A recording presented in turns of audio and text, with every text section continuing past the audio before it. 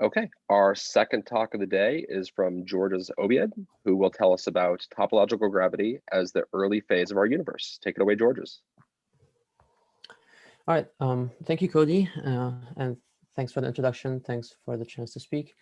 So today, this talk is based on a paper that is joint work with Pratik Agrawal, Sergey Kukov, and Kamran Vafa. So let me begin by giving a brief outline. Oops. Okay, so let me begin by giving an outline of the talk. So I'll start by motivating the idea, and the main motivation comes from dualities in string theory. I will touch a little bit upon observations from cosmology, and then I will explain the main idea using the example of string gas cosmology. And from there, I will then generalize and to our topological scenario, and then I'll very briefly discuss the phenomenology because there won't be much time to talk about everything, and I will end with an analogy with particle physics. Okay, so like I mentioned, the motivation comes from dualities in string theory, and of course I don't have to say much about dualities to this audience, so I will just be very brief. I'll say 2 sentences. So we've seen that dualities are basically everywhere in string theory, and they are essential. And one way to think about them perhaps is in the context of the distance conjecture.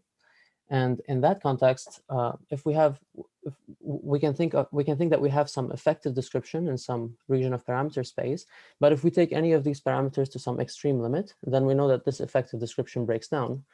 The reason it does so is because some tower of states becomes light and must be incorporated into the theory in some sense, and this typically means we have to revert to some dual description. So one thing to note here is that, of course, the early universe is an example of such an extreme limit. Now, this is easy to see if, for instance, we think about the temperature, which goes to infinity, or the scale factor, which goes to 0 in the early universe.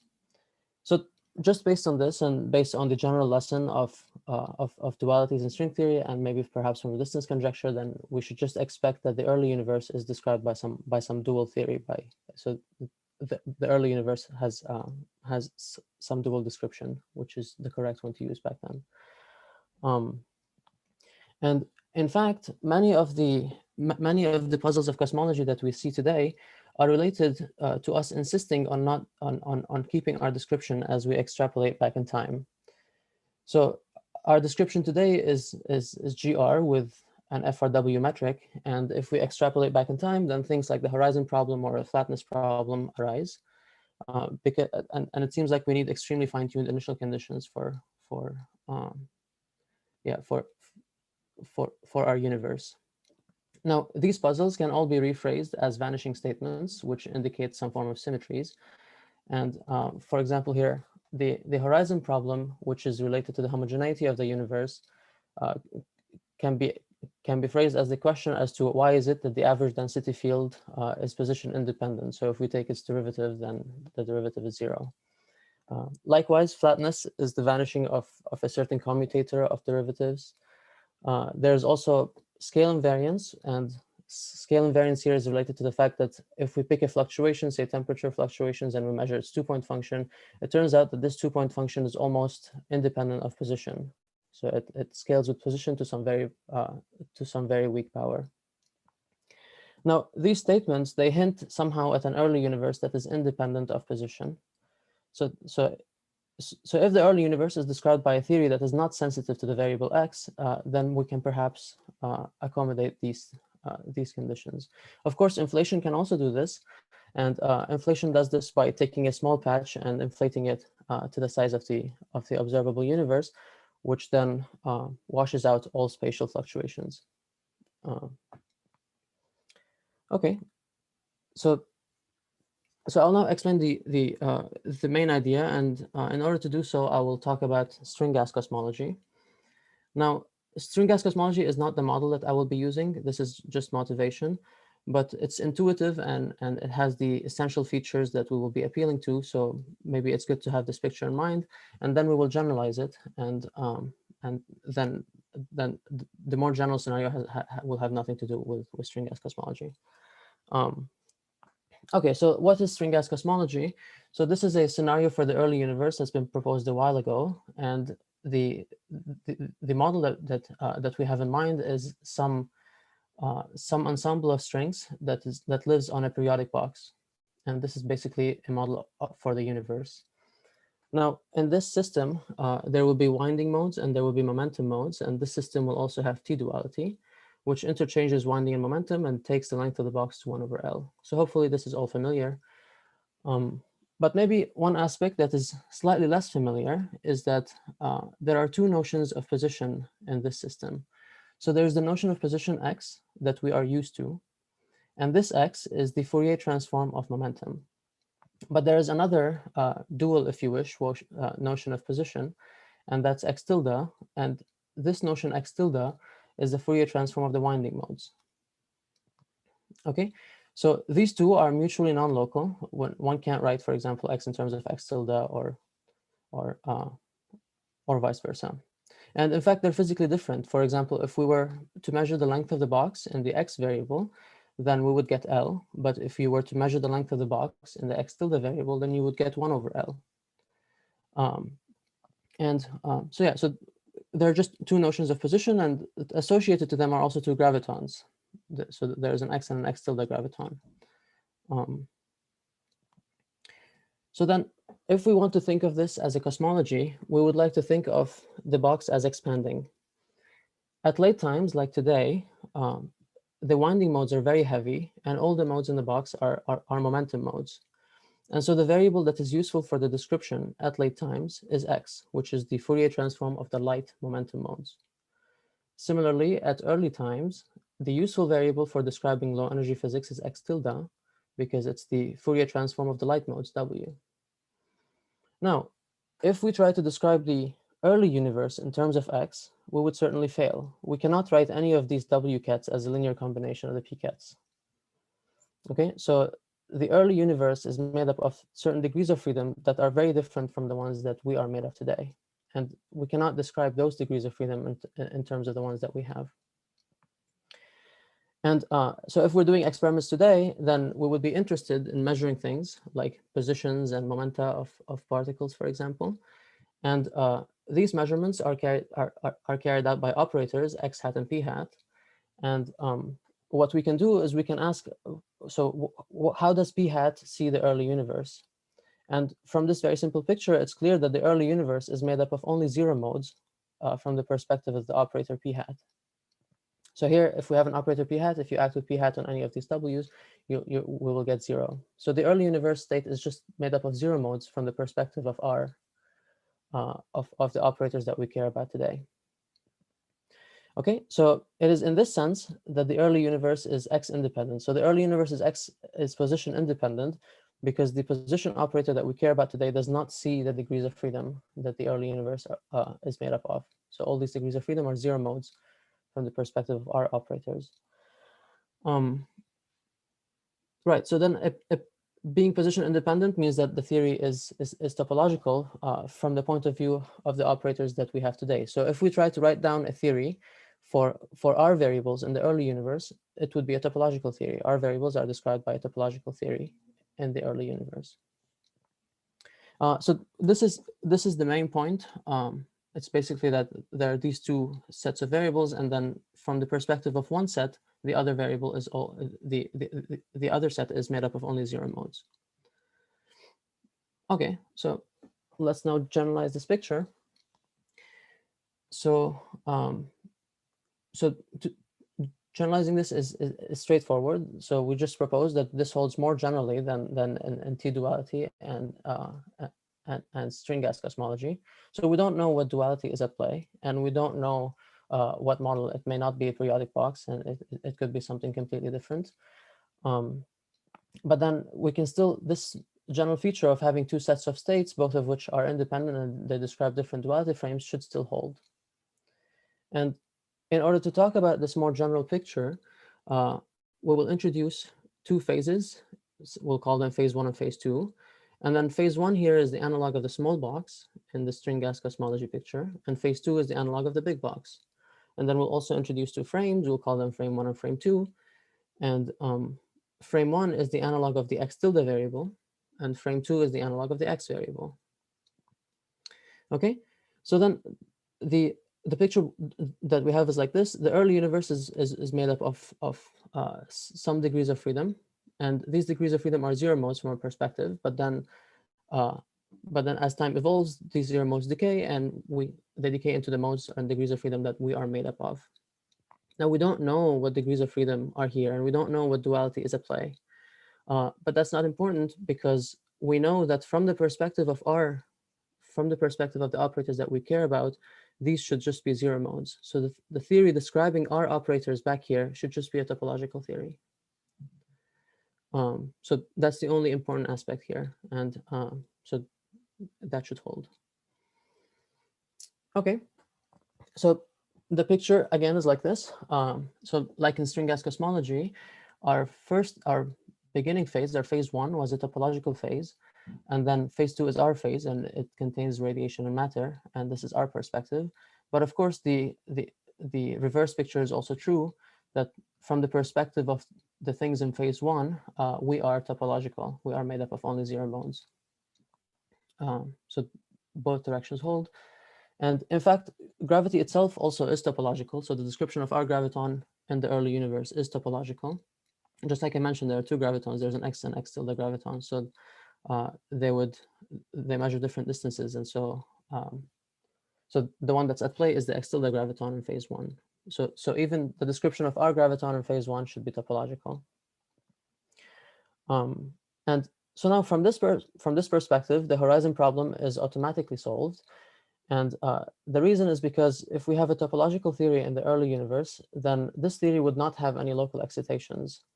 And then there's no meaning to the question, how long did it take, for example, for a signal to travel from point A to point B, because there's no sensitivity to position at all in the topological phase. It's made up of only zero modes, and so all we can get is a zero mode from our perspective. Okay, we can also discuss other aspects of cosmology, but in order to talk about other aspects, then we need to know more about what this topological realization is. And in our paper, we consider Witten's for the topological gravity as one realization of this topological phase. There, of course, could be others, but we just take this one. How much time do I have? Okay. So I guess so Witten's topological gravity, I'll just mention a very few things about this. I won't have time to go into many of the details, but so the gravity action is based on a W squared, so it's scale invariant automatically, which is then will end up being related, for example, to the scale invariance of perturbation. So the whole thing should be scale invariant. Backgrounds that preserve topological invariance end up having W equals 0, so they're conformally flat. So this, with one additional assumption, will end up being related to flatness of the universe. The additional assumption is that time is a unique direction in dualities, so that whenever we t-dualize, for example, the time direction is the same on both sides. And Witten's theory turns out to have some additional topologically invariant matter phi, and this will be related to the scalar fluctuations. Again, I won't have much time to go into the details here, but I can mention the phenomenology. And probably a simple way to talk about the phenomenology is by comparing it to inflation, which is probably a lot more familiar. So in here, I am showing both scenarios side by side. This is the timeline of our universe. And the top line is inflation, and the bottom line is a topological scenario. And in inflation, we have some period of accelerated expansion, and it's followed by a period of reheating. And the details of reheating don't really matter for the predictions. Most of the predictions are set by this phase, by the accelerated expansion phase. And similarly, in our topological scenario, we have a topological phase, and that's followed by a period of matter conversion. And we don't know much about this matter conversion, but again, we hope that the details don't matter, because the major aspects should be set by the properties of the topological phase. We can discuss how various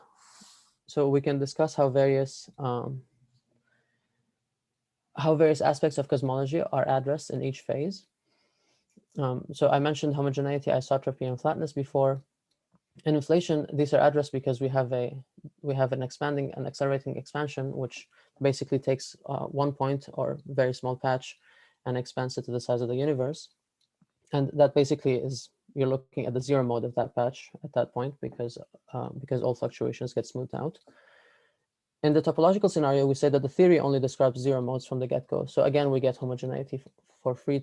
So isotropy is also there because we can't pick one position, let alone two, to define a line. And flatness is there because it's related to the W equals 0 condition. So these next three, we talk about scale invariance, the red tilt, and non-Gaussianity in our paper, but these next three should probably be viewed as estimates, and there should be more rigorous work done to compute all of these. But let me mention a few things anyways. Scale invariance is in inflation is because, again, the Sitter backgrounds are self-similar at different times. But here in the topological scenario, it's because this topological theories are typically scale invariant. They don't have any dependence on position. The red tilt, we related this to the conformal anomaly coefficient C, and the fact that it's red is due to the fact that C is positive, and positivity of C itself is due to unitarity. It seems like, from a rough estimate, it seems like non-Gaussianities tend to be bigger in this topological scenario. In the model that we picked, there is no 3-point function, but the 4-point function and higher turn out to be all order 1, whereas in inflation, they're just suppressed their order epsilon, so orderless lower parameters. And last but not least, the presence of tensor modes. So in inflation, we expect tensor modes. It's a weakly coupled description, and there are gravitons. So there are spin 2 modes, and we would get tensor modes imprinted onto the CMB, for example. In the topological scenario, I said that the early phase is described by a topological theory of gravity. So there's no spin 2 excitation in the early phase. And this means that we would not have any tensor modes so any large scale tensor modes. This is a very big qualitative difference, and I would say this is probably a robust difference between this topological scenario and inflation, for example. So detection of tensor modes would probably rule out this topological scenario. So this last point is important, so let me perhaps elaborate a little bit more on it using some analogy. And the analogy I will use here is between particle physics and cosmology. Now, in particle physics, we can consider two models that have a very similar low energy behavior. And one of them could be QCD with two flavors, and the other one is a linear sigma model. Now, and here on the y-axis, I'm showing the energy scale, and on the left-hand side here, we have QCD, and if we have two massless flavors, then the symmetry group is an SU3 gauge theory, SU3 gauge theory, and SU2 cross SU2 global flavor symmetry of that rotates these two flavors. So we know at low energy, QCD is strongly coupled. So we will form a condensate, Q bar Q condensate, and this will break this SU2 cross SU2 symmetry to the diagonal SU2 vector. Now, this symmetry breaking pattern dictates the spectrum of pions here. So we'll get pi 0, pi plus, pi minus, and that's only a result of the symmetry breaking pattern. Moreover, because the theory became strongly coupled here, we won't have any spin 1 gauge bosons in the low energy theory of QCD, for example, in our world. On the other hand, we can look at a linear sigma model. Now, this is, so in here, we can, for example, prevent the SU3 gauge theory from becoming strongly coupled. So as we go to lower energy, before we get to this strong coupling scale, we can just Higgs it. We can Higgs the SU3 to U1s. And in addition, we can have, say, scalar matter transforming in this SU2 cross SU2. And if that scalar gets a VEV, we can also break this SU2 cross SU2 to the diagonal. Again, this symmetry breaking pattern will dictate the spectrum of pions. So here we will get pi 0, pi plus, pi minus. But because we didn't allow the theory to become strongly coupled here, we will also have two spin 1 gauge bosons, which were otherwise absent in this case. So on the on the cosmology side, so yeah, so again, to recap here, the low energy spectrum of pions is just dictated by the symmetry breaking pattern, and then the whether we have or not have spin 1 gauge bosons is whether we allow the theory to become strongly coupled or not. On the cosmology side, we can draw two very similar plots. And here the vertical axis is time, so this is the early universe, and this is the late universe. You can also think of this as 1 over energy. And as we go back in time, gravity would want to become strongly coupled. We say that we revert to a dual description here, and the description of our graviton is topological. But in any case, the fact that gravity becomes strongly coupled here means that we won't have any gravitons. We won't have any tensor modes, just like we didn't have spin 1 gauge bosons in the case of QCD at low energy. We can still have scalar modes because these can be provided by some additional matter sector. In the inflationary picture, we can prevent gravity from becoming strongly coupled. So as we go back, we can inflate before gravity becomes strongly coupled, and then we can continue in a weakly coupled description throughout. And but here, because we have a weakly coupled description, there is always a graviton present. So there will always be tensor modes that are predictions of inflation. The inflaton here is already a scalar, so it can, for example, give the scalar fluctuations. But again, the scalar fluctuations of these two models can still agree because they could depend only on a symmetry breaking pattern, just like the pions in the linear sigma model and in QCD depended only on the symmetry breaking pattern. The scalar fluctuations in these two cases can still depend only on the symmetry breaking pattern. This is famously true in inflation, and it's captured by the effective field theory of inflation, which talks only about the symmetry breaking pattern, and that's it. So right, so I think I have a conclusion slide. So I'm a couple of minutes on. So I tried to discuss how string dualities lead us to believe that the early universe is actually described by a dual theory. And then we expect this dual theory to have degrees of freedom that are different from the degrees of freedom that we are made of. And so, and with this in mind, so the early universe should then be described by some topological theory from our perspective, because so our degrees of freedom are all frozen to 0 modes back in the early universe. So only the 0 mode of our variables are important. We considered Witten's 4D topological gravity as one example, and we argue with some very rough estimates that the puzzles of cosmology can be resolved in this context.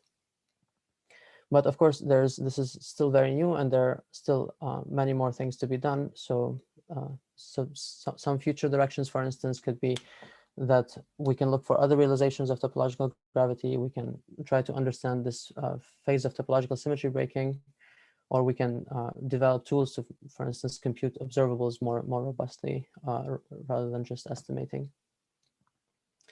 So that's all I had for today. Thank you for listening. If you have any questions. All right, thank you, Georges, for the very nice talk. Let's all thank Georges with our clap emoji. Oops. It looks like Lisa's hand is raised. Lisa? Okay. Yeah. Hi. Lisa? So I'm actually confused how this works in a cosmological setting, because as we know, the universe, at some level, to solve these problems, it has to, I mean, we know we have a lot more entropy than when we started, so it has to get bigger, right? I mean, so this is everything you said, of course, is true if it's just a fixed topological theory. But I don't understand how this works cosmologically. Like what, I mean, for example, to expand to a bigger system, you need to have this be self-reproducing. So you need to produce more degrees of freedom. And if you're producing more degrees of freedom, you will have fluctuations on other scales.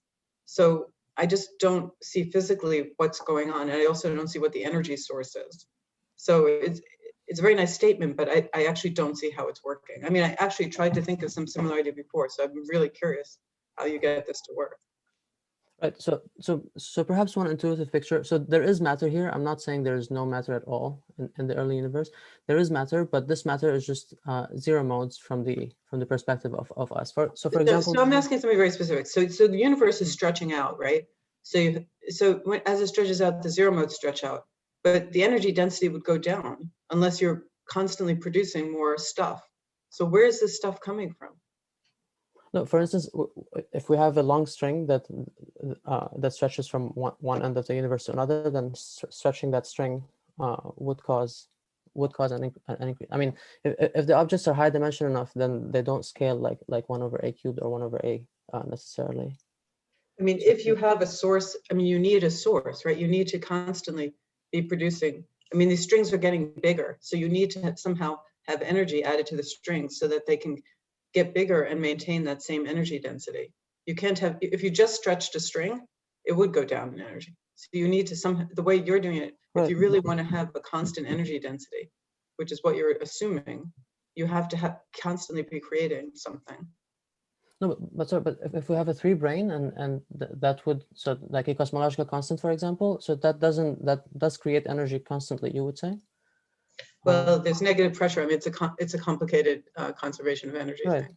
Right. But, So I think. But that's, so I mean, that's the magic of the actual cosmological constant, is that it's actually just as the universe expands, there's negative pressure, so you do get energy conservation, even though the universe is getting bigger.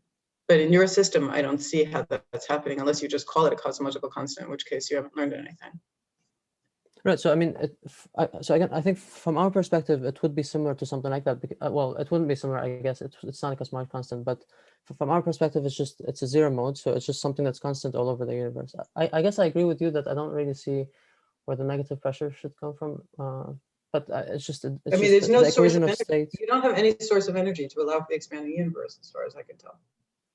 Sorry, I think the confusion is that you're assuming, Lisa, that there's a complete description of the early universe based on Rx variable, R physics. The whole premise here is that that's incomplete. That means that you're missing. But I mean, that's the whole issue, is how you can have a universe that increases by 6 orders of magnitude but maintains constant energy density. I mean, the point is that it's the energy density in degrees of freedom and in spaces that's not shared by us. It's not part of. It doesn't matter. I don't care if it's shared by us or not. When you're saying negative pressure, positive pressure, you're assuming Einstein's gravity. That doesn't apply at all. The point is that you're assuming the equations are valid. They are not valid. Well, then I need to understand what aspect of duality it maps on. If our universe expands by many orders of magnitude, I need to understand what that at least would mean in a topological theory. That's right. So therefore, you're asking a question, which is what describes the first phase, and how does that first phase relate to our phase? That is what you're asking. In other words, well, I'm asking, yeah, in a sense, but I'm saying that it solves all the problems when you haven't shown me how the universe becomes bigger or how the entropy has increased. I mean, those are the key questions. I mean, inflation is easy until you actually ask, like, how does. It does solve those questions in a different way. You're assuming that the question should have an answer in that same framework. That's saying. I'm assuming it should have an answer, period. I just don't see an answer. That's the statement is that it doesn't have an answer in that framework. Your framework that you have to have a complete. It doesn't have any answer. I mean, it doesn't have to have an answer in my framework. It has to have an answer, though, that tells me that what I'm trying to solve in my framework. I mean, if it doesn't tell me that I solve any of these problems, I mean, it's a very nice idea, but it doesn't solve anything. So it does solve it in the sense that the degrees of freedom are being converted from a phase, which in the terms of variables that you have no access to. You have access to the energy, but you don't have any access to the locality in that language. In other words, okay, how much was the entropy increase during this phase? The entropy is degrees of freedom in the original raw matter, because rho m1. But if you can't, right? But I need to know, like, how did entropy change during that phase, or else you're not. You can compute it if you have. You can compute it if you have information about the details of the first phase. The main point is the entropy. We are assuming adiabaticity, so the entropy of that mode gets converted to our mode. So the conversion that George didn't have time to talk about will be thermal. So it's automatically, you're just going to be converting that energy, just like winding modes in the string gas cosmology. They get converted to momentum modes by assumption equally everywhere. So therefore, the horizon problem is solved. The entropy conversion is solved. Those issues are coming from conversion. So what you're asking is, how does this conversion take place? The details of the conversion. That, of course, will depend on much more detail at the beginning, but you don't need to know. I mean, too much it's of the just, I don't feature. know You're only enough to compute interested anything. I in mean, do I have thermality. Gaussian density? So you said non-Gaussianers are big, but how do I even know there's Gaussian density perturbations? I just don't, I need to know more about what's Well, happening. so the non-Gaussian and all that is discussed in the paper. So there's a detail about that, how the scale invariance. So as you have a scale invariance conformal anomaly, the scale invariance anomaly, and those coefficients that C and A that he mentioned sets the scale is discussed in the paper. But I mean, I guess I'm asking though, what are the fluctuations in the first place? I mean, you're telling me it's only zero mode. So where are the fluctuations coming from? There is, so in Witten's theory, there is an additional scalar in order to make this thing conformal invariant. There is an additional scalar. So the fluctuations basically are, so there is a scalar fluctuation, but there's no tensor fluctuation here. And is that a scalar in the other world, or is it like that scalar only exists in the topological theory? It's in our theory. I mean, it's just, this is also vague. It's really hard for me to know. This field is a top. I don't know if you have a chance to look at the paper. Perhaps you should look at it. In that case, you might see that this field is given by a topological field, and this field is the same as the scale anomaly of the original theory. In other words, the scale, this phi plays the same role as the scaling of this theory, and that's why it's fluctuation you can see. That's fine. But for example, like how much entropy do I have at the end of this? Do I have 10 to the 80 degrees of freedom? Do I have 10 to the 10th? Do I have 5? That depends on your initial conditions. That depends on how the other original description of what was in the other phase, which is not what we're describing. So in other words, you're starting with a certain amount of entropy, which is the conversion of the matter from the other phase to our phase. And that's the initial condition. So you're asking how much was there? Well, that depends on what's your initial condition there, which is outside the framework of our space. So basically, you're assuming that there's a world that essentially is just dual to ours in the first place. So yeah, similar okay, to what happens in string gas cosmology. Okay, I should let someone else ask questions. I'll have a look. Thank you. All right, next up is Heliodson. Hi, can you hear me? Hello, yes. So thanks for the nice presentation, Georges. Yeah. So if I understood correctly, in phase one, you have geometric theory for the dual graviton. If you want to, you keep saying that there are this graviton tilde. And you also have the topological theory for our degrees of freedom at that phase. Mm-hmm. And in phase two, you also have one geometrical and one topological theory, but now for the different degrees of freedom. And we know that the geometric theories are dual to each other between the phases. We know that our geometric theory is dual to the other, with different degrees of freedom, the dual degrees of freedom, similar as the string gas cosmology. Okay. But so what is the dual of the Witten theory that we're using phase one, but now in phase two? So I'm asking, what is the topological theory, dual theory, that rules the geometric degrees of freedom of phase one, but during phase two? Yeah, so I mean, yeah, so you're basically asking for the T-dual of Witten's theory, or the theory that describes the winding modes in our phase today. So that theory exactly. is just, so it would just be some topological theory. It's something non-local. I don't know how to write, perhaps, but it would be similar to Witten's theory in the sense that, yeah, it's a theory describing the winding modes today. So I don't know exactly what that is, because the winding modes today are just very non-local objects. I see. So we need somehow to take the T-duality of this topological theory, right? I mean, right, in some sense, yeah. I'm asking that because I think if so during the conversion, once you specify the theory and all the details, we're gonna have a complete description of the transition between the degrees of freedom in phase one and phase two, from the geometric point of view, but also from the topological point of view. We should be able to recover if you have the complete description, right? Right, but again, so this maybe is putting too much weight on the T-duality picture. We don't know if it's a T-dual picture. We don't know if even the other space is the same dimension. We don't know if so there's no, we're not assuming any of that. So I just use string gas cosmology here as a motivation, but of course it's not our model. But if you're asking specifically about T-duality, then sure, but T-duality does not have to be the model that we have. So yeah, but I'm not so sure. Okay, understood. But even if it's not T-duality, there should be some duality, right? Right, but which one? Then I don't know. Okay, that depends on the okay. So that would depend on details. So. Thanks. Okay, and I think we have time for one last question from Max.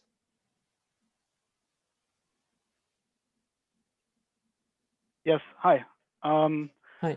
So my question would be exactly that, what you've said in the end. So you say that this duality should be more general than T-duality and string gas cosmology, but all of your motivation, all of your intuition comes exactly from T-duality and string gas cosmology, as far as I can see. So do you have any hint as to what different dualities this could, or what other duality would give the same picture? Because this being a topological theory in the other phase is, I think, very restrictive and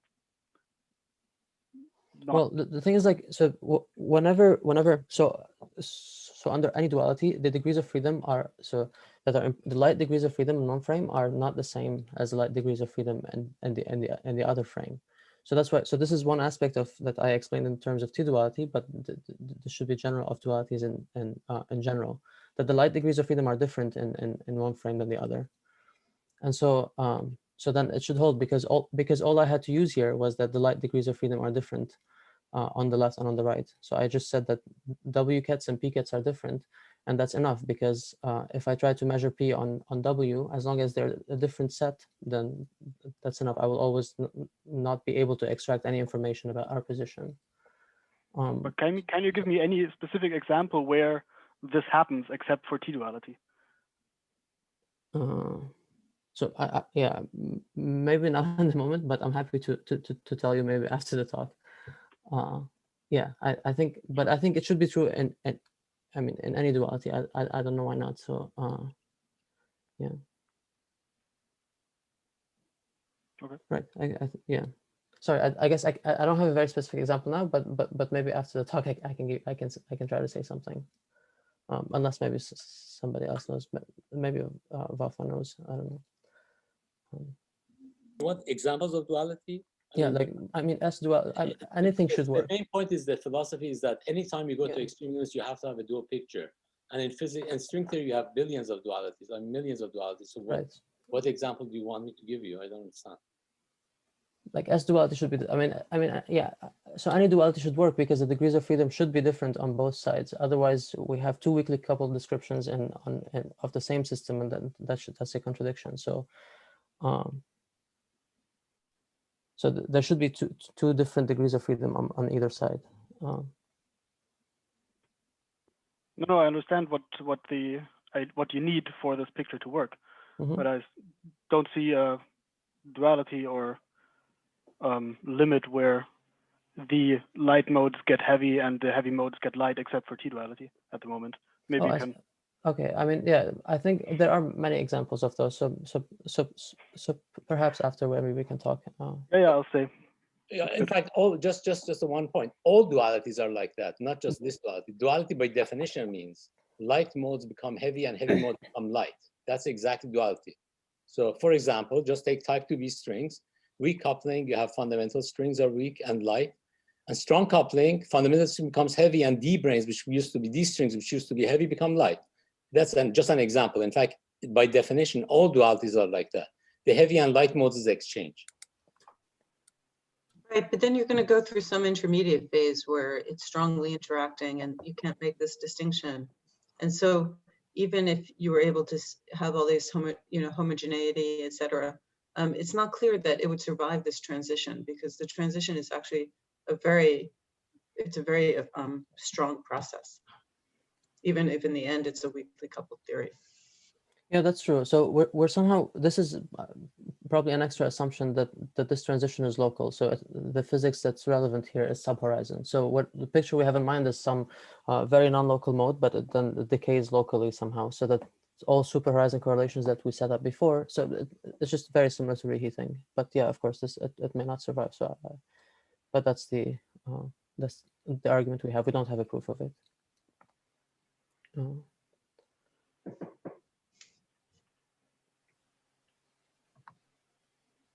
Okay. Well, let us thank both Georges and Alex again for the excellent talks today. And we will see you all next week. Thanks for coming. Thank you. Thank you.